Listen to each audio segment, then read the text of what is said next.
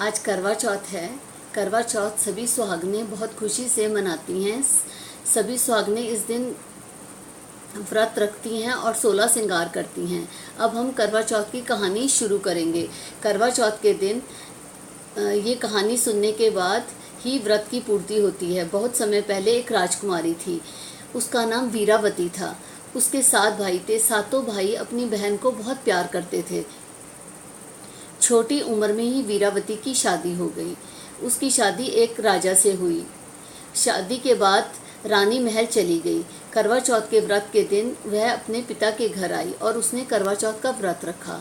बहुत ही कमज़ोर होने के कारण उसको पानी ना पीने से चक्कर आ गया। भाइयों से ये देखा नहीं गया जो वीरावती को बहुत प्यार करते थे।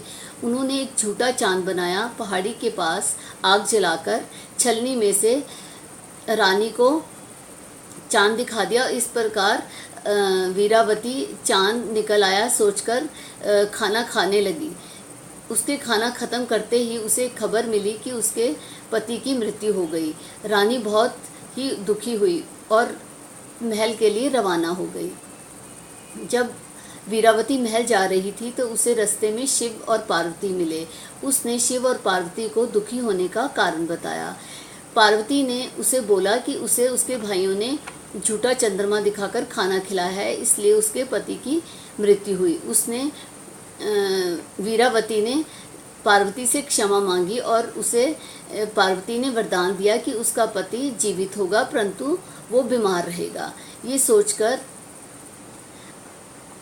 वीरावती जब महल पहुंची तो उसने देखा कि राजा मूर्छित है और उसके शरीर पर बहुत सी सुइयां हैं।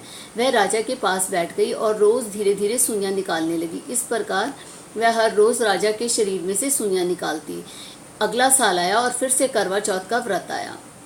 उसने बड़ी श्रद्धा के साथ करवा चौथ का व्रत रखा। व्रत के दिन राजा के शरीर पर सिर्फ एक ही सुई बाकी रह गई थी। रानी करवा चौथ की तैयारी करते हुए करवे लेने के लिए बाजार चली गई। पीछे से रानी की गोली ने उसके शरीर से एक सुई निकाल दी। जैसे ही राजा के शरीर से गोली ने सुई निकाली तो राजा ने उसे रानी समझा और जब रानी बाजार से वापस आई तो उसने देखा कि जो गोली है वो रानी बन गई है और उसे गोली ही समझा गया।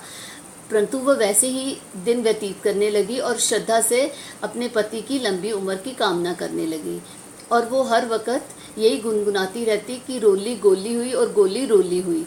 एक दिन राजा दूसरे राज्य में जाने लगा तो उसने गोली हुई रानी को उसने रानी हुई गोली को पूछा कि तुम्हें कुछ चाहिए, तो उसने कहा कि मुझे 2 गुड़िया चाहिए जो एक जैसी हों।